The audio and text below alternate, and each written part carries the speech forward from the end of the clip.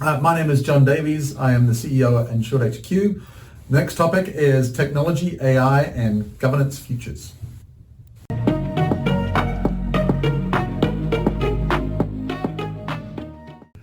Hi, I'm Mark Banicevich. Welcome to Governance Bites.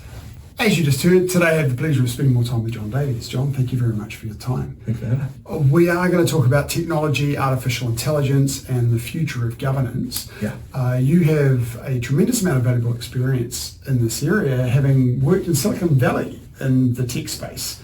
You've worked for New Zealand Trade and Enterprise, associated with that relationship too, wasn't it? Mm-hmm. As well as being an outdoor guide in the States, which just goes to show that you're crazy. And a paramedic in the States too. I mean, that's got to be nuts. Yeah. So yes, we'll learn some great things from you, but maybe not emulate your history. We're going to talk about technology, artificial intelligence, technology more broadly and innovation, and how it will affect governance. How should boards be thinking about artificial intelligence beyond where it is in the hype cycle? Yeah. So I think boards have a big role to play because there's a massive governance factor with AI, and so one thing to think about is A is how it's being used. B is where that data is going to live, how leaky that may be. And making sure it's being used in appropriate ways. There's a whole learning curve, I think, that's going to come with this, because AI is no different than any other technology or any other product or any other person. I mean, eventually we're going to have some kind of AI HR practice, I'm sure. But its use case and what it's capable of in terms of outcomes sometimes is surprising all kinds of people, and there's all kinds of things that we don't know are going to happen when we apply AI to our business. And so thinking about the role that that a board may have on the governance of AI is a crazy concept that's only 2 years old. Yeah, right. So I think there has to be a level of curiosity from the board in terms of trying to figure out what good governance looks like in AI. Right. And what that means. Right? Because the directive on that side is going to be governance. The directive on my side is how can we leverage it to create value for our business and for the people that use our products or software. So the role of the directors is ensuring that there are good policies and processes around artificial intelligence in the business to ensure that it is used but not abused.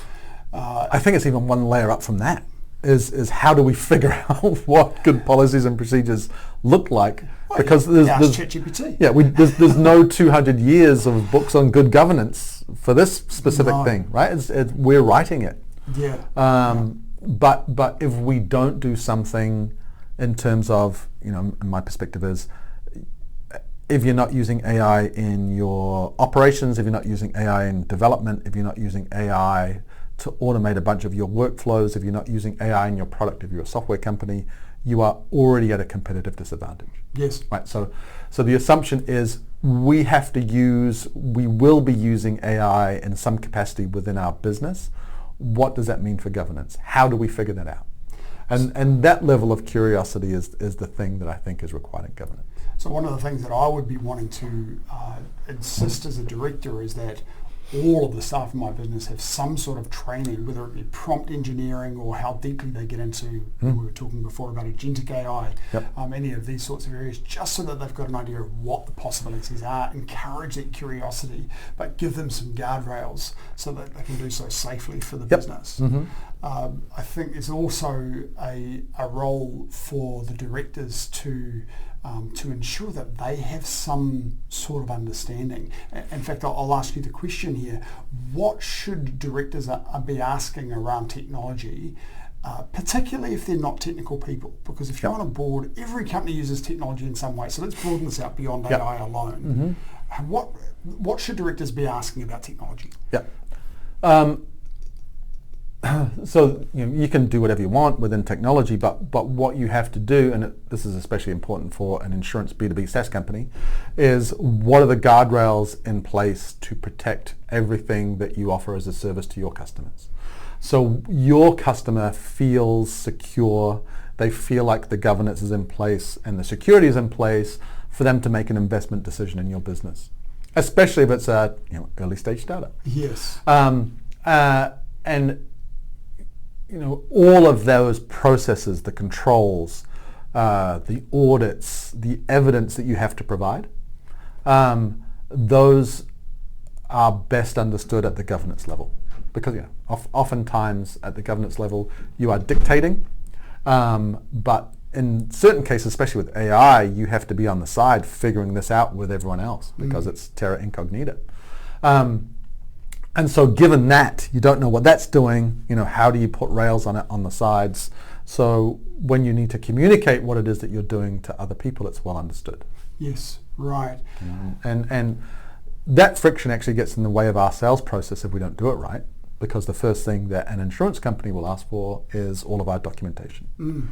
And if we're not ready with that, if we've not had a pen test recently, if we don't have any third party delivering kind of reports, right, that will create a whole bunch of friction in our sales cycle, which then impacts our ability to generate revenue. And so it's all related. Right.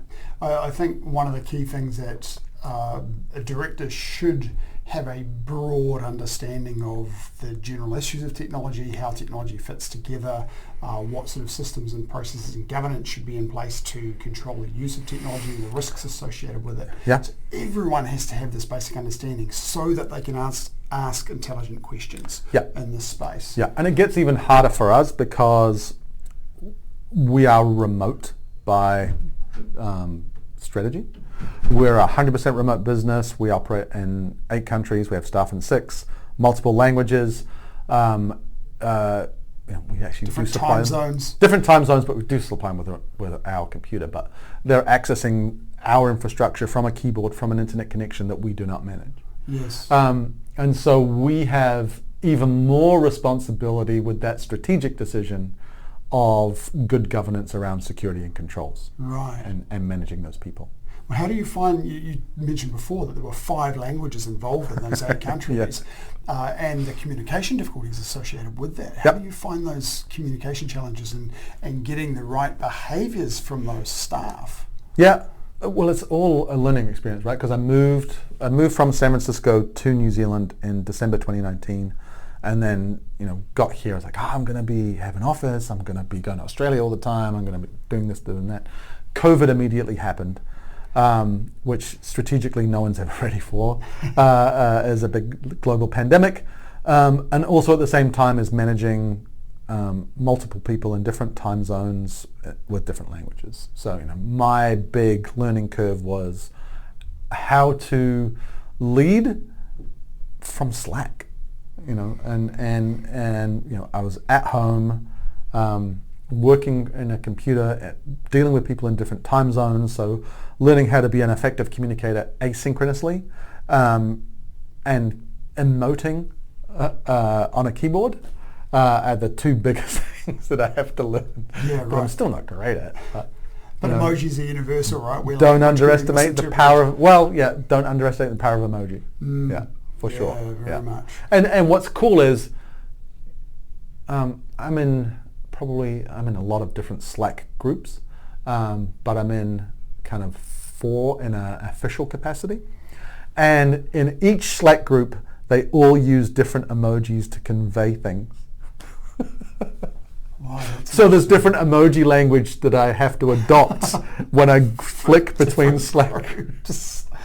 Well, that also has very interesting implications for the board of directors too, because if you're dealing, and we even find that within local businesses, we're a very multicultural society. So you have a whole lot of different cultures that are involved in your business. Yeah. And, we know that success with business happens when you don't engage a whole bunch of people that are the same. Yep. You want to have diversity within your business. That's right. That often involves diversity of culture, diversity of background, diversity of language, and having the expertise within the business to communicate across those cultures is very important. Yeah. And we also do cool things like, every country gets 13 public holidays. And I don't get to decide what those public holidays do. They do.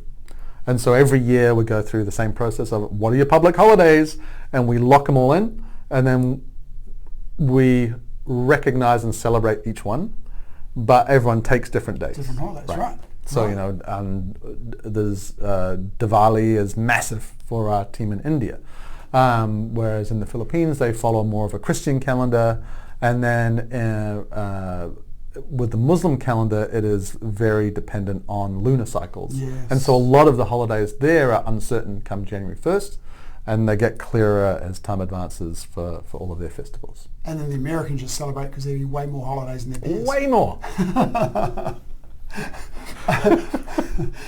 Well, did you know there's legally no public requirement for public holidays or personal leave in the US? As federal law? Zero. And state law? Zero. Wow, that is... So everything that they get 2 weeks, and then the public holidays that they do get paid for are decided by the business, not by any... So you have to check your contract. And you chose to work there for how long? 20 years. I'm just going back to the craziness that's sitting beside me. Yeah, people from America don't understand that, you know, you just get 4 weeks leave here by law. Yeah. It's very hard for a lot of US people to comprehend that. Yeah, I wouldn't want to live there. Moving back to the concept of innovation and the human side of innovation in particular, how can governance help to protect the human in this process, particularly as we're getting increasingly automated systems? And should governance protect the human? Yeah, I think so, because there's a lot of things to unpack there, but basically, you know, people like to do business with people, right? We've gone through all these different waves of innovation. We've gone through all these waves of disruption, you know, starting with the Industrial Revolution or even before that, right, with a bunch of technologies. Every time, you know, there's a lot of people loudly outspoken about how it's going to kill the economy or people's jobs or whatever, and the world figures it out and evolves. Yes. Not at the individual level, you know, there'll be some people that will get disrupted in a negative way, but the trend generally over time is that this disruption... New jobs are created. Yeah, unlocks new opportunities, new ways of doing things, and that this AI revolution is no different. Perhaps the cadence at which it's running is the only thing that's significantly different. You know, we're building this AI plane while we're flying it, and no one has the controls. Yes. That's a scary way to put it, but remarkably accurate. Yeah. And you know, that kind of flexibility, I think, and adaptability is going to be a necessary key element for people, and very much a trait for good governance in the future, I think. And the analogy here is writing versus typing. So a developer does two things. They create code and get the mental model figured out in their brain, and then they type all that out. And AI can help eliminate a lot of that typing. Before that, there were lots of online resources where they would copy and paste it. It's not actually that different. It's just now AI, so it's labeled as such. Yeah, it's a lot faster, and it's more bespoke, and it's very personalized. And so these things are happening at the typing level, which unlock a whole bunch of writing. And my working hypothesis is the writing typing analogy will be true for a lot of roles outside of just software development. Absolutely, yeah. It's almost like the invention of a calculator, right? It elevates people from simple mental arithmetic to be able to concentrate on the larger problems. Yeah, well, remember when we were young, God forbid, if we brought a calculator into an exam, that was unheard of. But now... It's fifth form when you were at the FX82, right? Yeah, that's right. But now, you know, it's like... Standard. Yeah, it's standard. Yeah. Because it's not what you know, it's the process that you understand of how to get there that's the important thing. Yes, yeah. Where do diversity of experience and lived perspective add the most value? This is a great analogy for AI. AI will never disrupt everyone's jobs because they don't have that lived experience. They are predictably smart enough because they run in a probabilistic way. but they will never have the lived experience that people have. The analogy is also the same for governance. I have an accounting director from PwC. I have an industry insurance lawyer. I have someone that has 30 years of insurance experience in my governance domain. These are things that are not replicable or teachable by me. So I'm constantly leaning heavily on their deep domain expertise, which is their lived experience, in order to get good insight of how to solve a specific problem that I have no experience with. It's, as you were talking about in an earlier conversation about the battle scars, having got the t-shirt, destroyed the t-shirt, built a new t-shirt. Built a better t-shirt. Yeah, absolutely. Yeah. Right. What board traits or capabilities do you think will matter most over the next decade? So it's going to be the flexibility and adaptability, because we're flying this ship and no one knows who has the controls while we're building it, and figuring that out on the fly is going to be a key trait of, I don't know if rapid governance is going to be a thing, but something along that line, right, where it's governance is identified, action taken, because there was no governance required before, but it's a newly identified bit of governance that needs to be implemented rapidly. And then curiosity, like, where is this all going? Where are we headed? What are the things that we need to understand? How are the problems going to be identified? How are we going to solve them? And again, like the systems innovation analogy earlier, is where are the barriers? Where are the levers? How do we get rid of a barrier? How do we pull a lever? Yes.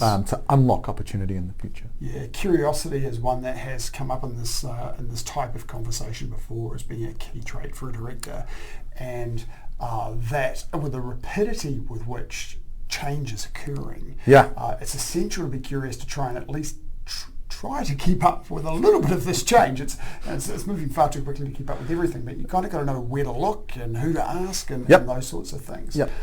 On your point that you raised about adaptability, one of the things that I wonder then is, will we start to see an increased cadence of board meetings? Because change happens so quickly. Right? Now, if you're waiting until the next quarter before you meet, maybe there's more ad hoc arrangements, but do you potentially need to increase your cadence to monthly because you have these new things happening so quickly? That's very interesting. I wonder whether, just a... That's interesting. Yeah. I think you might be right. Even the startup that I'm helping advise right now, we are meeting at a weekly cadence. Right. That may not be true for forever, but right now it's very important because I'm preparing them for a phase that they don't understand yet. I'm like, you're going to be here. By the time you get here, if you're not ready for it, it's too late. So we do it now. Do it now. And then everything will then hopefully be much better when you're at that phase, and then less governance meetings will be required. But now you're saying the opposite is true. God, you might be right. It's interesting, And then you come back to the challenge of the more frequently you have governance meetings, how do you ensure that you remain at the right level and don't get down into the weeds and start getting operational? So it could be some change to come here. I know. It immediately sounds burdensome. Yes, because as a CEO you prepare reports for every one of these meetings, right? Got to do it again. But maybe that's not the format for these faster cadence board meetings. Maybe you've got your quarterly board meeting where you're doing the formal packs, and then a monthly dive into a particular strategic issue, and that's all you have on the agenda. Interesting. For a new director then, what advice would you give to somebody who's starting a governance journey? Two things. One is get as much experience as possible. So we talked about these before. So my experience is advisory boards, whatever non-profits you can get a hold of. I was fortunate enough to do IT work for non-profits in the past, which got me a lot of governance work. I was also a trainer for the American Red Cross, doing CPR first aid, those kind of things, which gave me access to good advisory boards. And then from there, what are you showing in terms of a commitment of your continuing education in terms of, this is my focus, I'm showing you I'm focused on it, these are the courses I've done, which were the courses you were talking about. Course, the Chartered Governance Institute course, the Sport New Zealand course. That's right. And then, of course, the reading material like Bob Garrett's The Fish Rots from the Head, the 4 Pillars from the Institute of Directors. There's a lot of good governance material out there to read. There's a great one from Sport New Zealand too. I can't remember the title of the book. I'll try and put it in the description. Cool. Yeah, and so those courses, and then the other thing is knowing your superpowers, knowing the value that you can bring to a business, and then knowing what kind of business would execute on that value the best. Yeah. For me, for example, it would be early to mid-stage startups that are in scale-up mode and desperately need some governance help. Yeah. But they don't know what it is. Yes. Yeah. And I think associated with that is also the self-awareness to know when you've stopped adding value and when it's time to say, I think you need someone new. Yeah. And that's also kind of my working hypothesis right now with InsuredHQ is let me get you to a scale of the business that I think we can get to. After that is, it's outside of my capability. We'll have to hand it off to someone else who's more experienced at that phase of the business. Right, yeah. John, thank you very much for your time on this. Thanks. That's been a really cool conversation. Second time through. There's a story behind that. The first time we did this, it didn't record. So I'll look forward to catching up again soon. But we did it better the second time. Just as well. And I'll look forward to seeing you next episode. Thank you for watching this episode of Governance Bites. We have more episodes on YouTube and your favourite podcast channel, where I interview directors and experts on various topics relating to boards of directors and governance. We'd love to see you back, and please like, subscribe, and share the videos and podcasts.